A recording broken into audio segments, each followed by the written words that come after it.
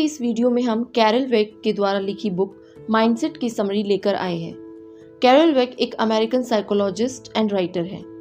इनकी best selling book mindset की millions of copies cell हो चुकी हैं। तो चलिए शुरू करते हैं mindset book summary. First, fix mindset. कुछ लोग यही सोचते रहते हैं कि सक्सेस तो सिर्फ टैलेंट वाले लोगों को ही मिलती है। यह सोचकर वे लाइफ में कुछ भी नया करने की कोशिश नहीं करते। इसे ही फिक्स्ड माइंडसेट बोला जाता है। वे सोचते हैं कि उनमें नई चीज को सीखने का टैलेंट ही नहीं है। अगर वे कोशिश करेंगे तो हमेशा फेल ही होंगे। अगर वे कोशिश करते भी हैं और फेल हो जाते हैं और बहुत इंसल्टेड फील करते हैं और दोबारा उस काम को हाथ में लगाने की कसम खा लेते हैं। ऐसे लोग जिंदगी भर एक ही जॉब करते रहते हैं। फिक्स माइंडसेट वाले लोग हमेशा दूसरों की चिंता करते रहते हैं। वे हर काम यही सोचकर करते हैं कि दूसरे क्या कहेंगे। वे सोचते हैं कि दूसरे लोग उनकी किसी काम का मजाक न बनाएं और हमेशा उनकी तारीफ करते रहें। इसलिए वे सारे काम अपने लिए न करके दूसरों को ध्यान में रखकर करते रहते हैं। उनका मकसद दूसरों को खुश रखना होता है, लेकिन ऐसा होता नहीं है। दूसरे लोग आपके अच्छे काम में भी कुछ बुराई ढूंढ ही लेते हैं। इसलिए फिक्स माइंडसेट वाले लोग कभी सच्ची खुशी हासिल नहीं कर पाते और जिंदगी भर घुटते रहते हैं। Second, growth mindset. इसके विपरीत ग्रोथ माइंडसेट वाले होते हैं। वे सोचते हैं कि कोई भी नई स्किल सीखी जा सकती है। उसमें हार्डवर्क और टाइम जरूर लगेगा, लेकिन एक दिन वे उसमें एक्सपर्ट बन सकते हैं। उनमें बच्चों जैसी क्यूरियोसिटी होती है। वे हमेशा नई नई चीजें सीखते रहते हैं। उन्हें फेल होने से कोई डर नहीं होता। वे बार बार फेल होकर फिर से ट्राई करते रहते हैं। जैसे साइकिल वही सीखते हैं जो बार बार गिरकर भी ट्राई करते रहते हैं और लास्ट में वह उसके एक्सपर्ट बन जाते हैं। ग्रोथ माइंडसेट वाले लोग किसी की निंदा या मजाक नहीं करते, बल्कि वे बोल्ड और फियरलेस होते हैं। वे खुद को घटिया मेंटालिटी वाले लोगों से दूर रखते हैं और अपने से ज्यादा जानने वाले लोगों के साथ पोलाइट रहते हैं। इससे वे उनसे और ज्यादा सीख पाते हैं। वे दूसरों की तरक्की से जलते नहीं हैं, बल्कि इंस्पिरेशन लेकर खुद भी आगे बढ़ते रहते हैं। वे एक दूसरे की मदद करते हैं और इससे उनकी और ज्यादा ग्रोथ हो जाती है। 3. Examples of fixed and growth mindset. Author ने फिक्स्ड और ग्रोथ माइंडसेट समझने के लिए 2 लोगों का एग्जाम्पल दिया है। ली लकोका पहले क्राइजल्स मोटर के सीईओ थे। उन्होंने इस कंपनी को तब ज्वाइन किया था जब यह बैंकक्रप्ट की कगार पर थी।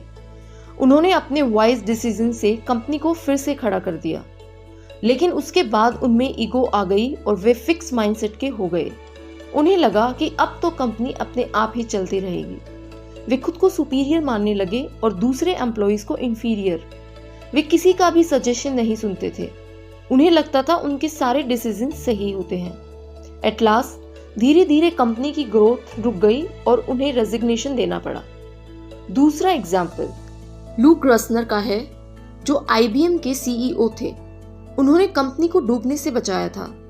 उन्होंने देखा कि कंपनी में सब अपनी पर्सनल ग्रोथ पर काम कर रहे थे। उन्होंने टीम वर्क को बढ़ावा दिया, ऐसे एम्प्लॉइज को रिवॉर्ड दिया जो को-वर्कर की हेल्प करते थे।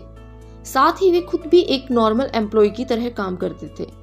उन्होंने सब एम्प्लॉइज को कंपनी की ग्रोथ के लिए काम करने के लिए मोटिवेट किया और समझाया कि कंपनी की ग्रोथ से ही वे सब भी ग्रो करेंगे और उनकी जॉब्स बच पाएंगी। और आप जानते ही हैं, IBM आज भी लीडिंग कंपनी में से एक है।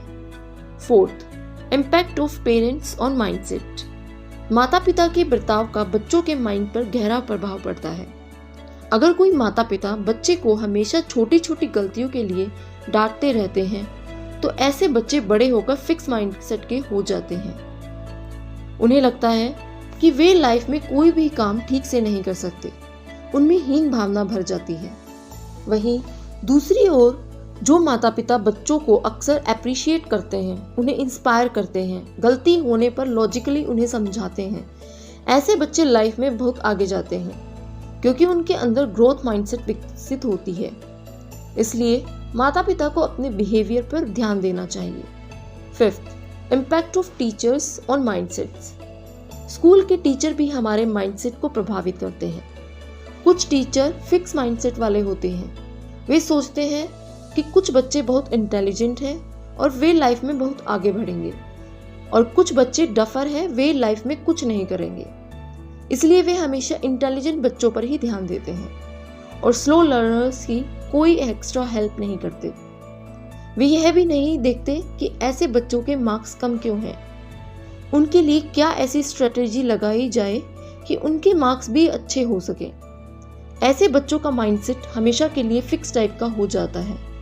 वे सोच लेते हैं कि उन्होंने स्कूल में अच्छा परफॉर्म नहीं किया था, इसलिए शायद वे कभी लाइफ में बड़ा नहीं कर पाएंगे। इसके उल्टा कुछ टीचर्स ग्रोथ माइंडसेट वाले होते हैं। वे स्लो लर्नर्स को एक्स्ट्रा क्लास देते हैं। फेल होने पर भी वे उन्हें इंस्पायर करते रहते हैं। ऐसे बच्चे कम मार्क्स होने पर भी लाइफ में बहुत तरक्की करते हैं। इसलिए टीचर्स को अपने बिहेवियर को ग्रोथ माइंडसेट वाला बनाना चाहिए। 6th, anyone can build a growth mindset. हर कोई अपने बिहेवियर को चेंज करके अपने अंदर ग्रोथ माइंडसेट विकसित कर सकता है। अगर आप ऐसे माता पिता हैं जो बच्चे को हमेशा क्रिटिसाइज करते रहते हो, तो खुद को बदलें। क्रिटिसिज्म की जगह उन्हें मोटिवेट करें। अच्छा काम करने के लिए उन्हें कॉम्प्लीमेंट दें और अप्रिशिएट करें, और गलती होने पर उन्हें लॉजिकली समझाएं। अगर आप ऐसे टीचर हैं जो स्लो लर्नर का मजाक उड़ाते हैं या उनकी कोई हेल्प नहीं करते, तो खुद को बदलें। मजाक उड़ाने की जगह आप उन्हें कॉन्सेप्ट्स को फिर से समझाएं या समझाने के लिए आसान तरीका ढूंढें। अपने अंदर पेशेंस लाएं और स्टूडेंट्स को मोटिवेट करते रहें। अगर आप ऐसे व्यक्ति हो जिसे स्कूल और घर में क्रिटिसाइज किया जाता रहता है, तो भी आप अपने अंदर ग्रोथ माइंडसेट रखें। एक गोल बनाएं और खामोशी से उसकी तरफ बढ़ते रहें। नेगेटिव लोगों की बातों को मन में न रखें। जैसे जब हाथी चलता है तो कुत्ते भौंकते हैं। ऐसे में हाथी क्या करता है? कुछ नहीं, वह अपनी डेस्टिनेशन की तरफ बढ़ता रहता है। वह चाहे तो कुत्ते को कुचल भी सकता है, लेकिन नहीं, वह नेगेटिव लोगों से नहीं उलझता। ऐसा करने से उसके अंदर मेंटल पीस बनी रहती है और रात को नींद भी अच्छी आती है। आप खुद से कहें कि क्रिटिसिज्म में बोली गई बातें सही नहीं हैं। मैं क्रिटिक्स को माफ करता हूँ क्योंकि वे मेरे यूनिक टैलेंट्स को जानते ही नहीं हैं। मैं लाइफ में धीरे धीरे नई स्किल्स सीखूंगा और एक दिन सबको सफल होकर सिखा दूंगा। अक्सर ये कहा जाता है, सक्सेस सबसे अच्छा रिवेंज है। 7th, breaking the fix mindset. Fix mindset बुरी आदतों की तरह होता है।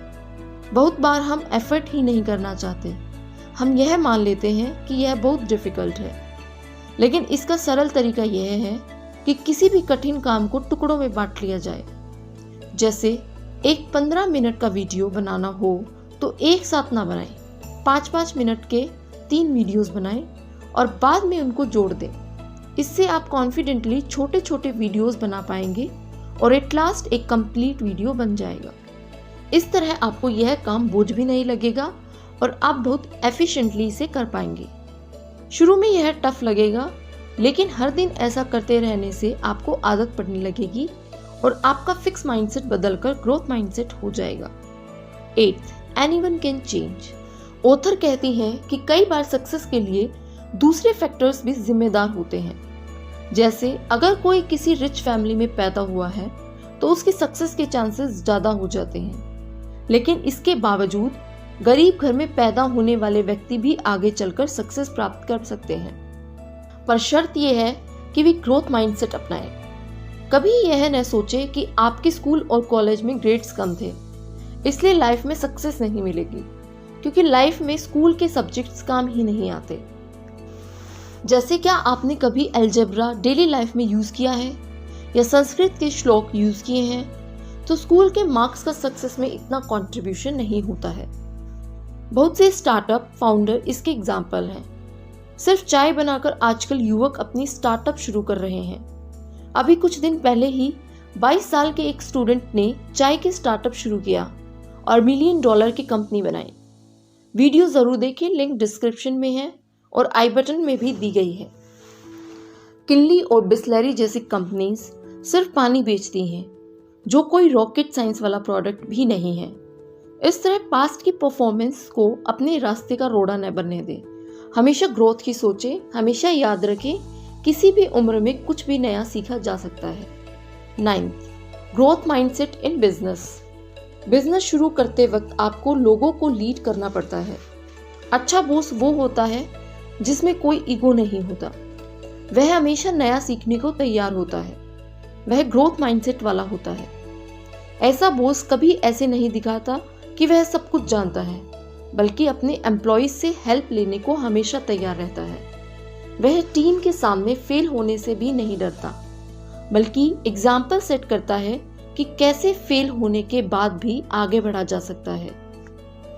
साथ ही टीम के फेल होने पर वह उन्हें कोसता नहीं है, बल्कि उनकी मिस्टेक्स को सुधारने में हेल्प करता है। इसके विपरीत फिक्स माइंडसेट वाला बॉस सोचता है कि वह सबसे ऊपर है, उसकी कोई निंदा न करे, सब उसके ऑर्डर्स को आंख बंद कर मानते रहें। वह किसी के सजेशंस भी नहीं लेता। इससे टीम मेंबर्स उसकी कोई रिस्पेक्ट भी नहीं करते और दिल से कंपनी के लिए काम भी नहीं करते। वे पहला मौका मिलते ही उस कंपनी को छोड़कर चले जाते हैं। ऐसे में उस कंपनी का बिजनेस फेल हो जाता है। 10th, applying the growth mindset to love. कई बार लाइफ में रिलेशनशिप्स भी फेल हो जाती हैं। फिक्स माइंडसेट वाले ऐसे में दुखी हो जाते हैं। उन्हें लगता है कि दुनिया ही खत्म हो गई और डिप्रेशन में चले जाते हैं। कई बार तो वे बदला लेने की कोशिश भी करते हैं, कुछ तो क्राइम तक कर डालते हैं, लेकिन इसका नतीजा उनके लिए बहुत बुरा होता है। क्राइम के लिए उन्हें जेल जाना पड़ता है और सारी जिंदगी खराब हो जाती है। इसलिए हमेशा लव में ही ग्रोथ माइंडसेट रखना चाहिए। क्या संसार में एक ही व्यक्ति होता है? हर कोई दूसरा पार्टनर तलाश कर सकता है और हो सकता है कि दूसरा पार्टनर पहले वाले से बेहतर हो। इस तरह हमें हर डिफिकल्ट सिचुएशन में ग्रोथ माइंडसेट ही रखना चाहिए।